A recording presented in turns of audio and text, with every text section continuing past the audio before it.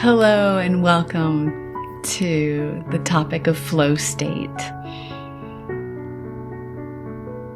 I want to talk about the last 3 months for me in the publishing of both Choose Peace and A Long Way Home, that I've spent the last 2 years in a very, very disciplined, healthy lifestyle with focus, commitment, discipline of getting up early, meditating, journaling, scanning all my food, doing lots of meal prep, eating really healthy, and being very mindful and conscious of withdrawing from social engagement, saying no to invitations to manage my energy. I am very out there, I'm very sociable, but I've really chosen to balance my energy very deeply for 2 years. And it has been a transformative time of healing, awakening, and grounding, and recognizing that rather than the pursuit of happiness, that I'm truly in the pursuit of peace. And on March 16th, I woke up, maybe I did wake up. I was on my balcony meditating, and I was looking at the rock in the river and watching all the water flowing around the rock. And I recognized the importance of the stillness of the rock and the grounding, and at the same time, the power of allowing life to flow like the river, and that we need both. We need to be the rock, we need to be the water. I talk about this in both my books, A Long Way Home and Choose Peace, and I have the quotation that came to me that morning on the back of both of my books, which are available on Amazon. And it's that in happiness we may rise and fall, but in peace we flow with it all. So the good, the bad, the ugly, whatever might be happening around us, when we enter a state of peace, we can witness it without doing an emotional dance with every instance or incident that happens in our life. We begin to watch people show themselves. We begin to watch how we show up. We begin to watch who responds and who doesn't respond, or who we respond to or who we don't respond to. And are we being healthy and who's not being healthy? And in what way do we want to show up? And what do we want to welcome into our life, both professionally and personally? And I entered a deep flow state, and my first book came out, A Long Way Home, which was really about the story of my life journey. And at 56, half a century into this journey we call life, it wasn't just about my story of growing up in New York City and swimming D1 for Rice University and living in Paris, and I spent 30 years on the Umatilla Indian Reservation, and my daughters are enrolled Umatilla tribal members. And then I shipped my car and I moved through divorce to Hawaii. And now I'm back in Pendleton, Oregon. But it wasn't just the stories of my life adventure. A Long Way Home, my first book, was about the lessons that were shown within the stories. The next book that came out of me, literally, I published the second book on, I believe it was July 9th, so within a 90-day window. First, A Long Way Home was the audiobook and the book. Audiobooks on Audible, the book's on Amazon, and Choose Peace is now on Amazon, and the audiobook will be available in the next few weeks.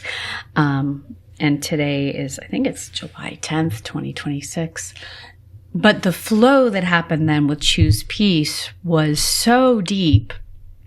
And what I hope with Choose Peace is that maybe some of the questions, they're really transformative, awakening questions in the book to look at our lives. Excuse me. And what I'm hoping is that some of the questions, if you're listening and you choose to get my book, Choose Peace, allow you to save decades and get very raw and real about what's calling your soul, about what you want to welcome into your life, getting clear on what you want to welcome in your relationships, in your work. What do you want your life to look like and feel like?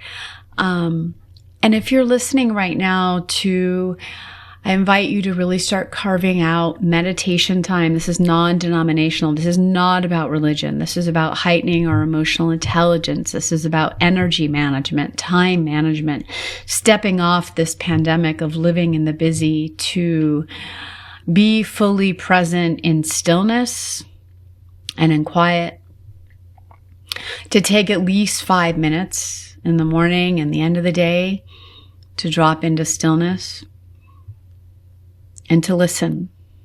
Even now, take a breath with me.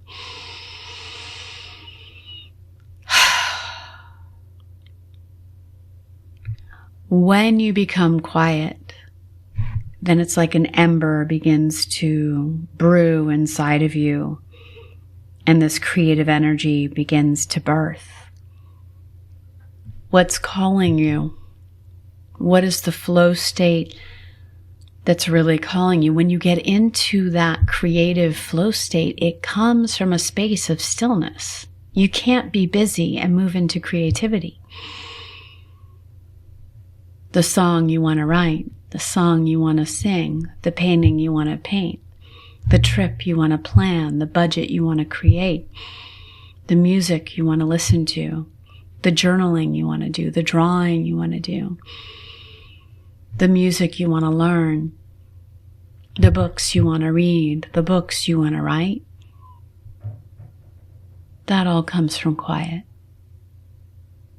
And then, like lava, like Pele in Hawaii, the flow of lava and creativity of flow state just begins to happen. When we find that stillness and get out of our own way, a deep level of creative flow state begins to happen. I'm still in it. It's been going for 3 months. And even now in this moment, as I'm sharing with you, I'm still living in this flow state, this space. And I'm so thankful for this. Give yourself the gift of quiet. Give yourself the gift of saying no to the social engagements, managing your energy. When you're tired, truly recognize that and allow stillness.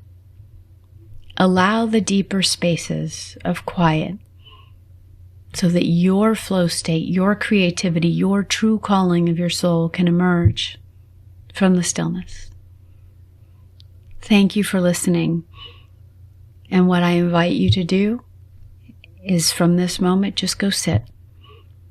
Just go sit in quiet. Set a timer for 5-10 minutes and do nothing. No checking emails, no checking text messages, no scrolling through the phone, and just sit and see what you're shown and listen in the quiet.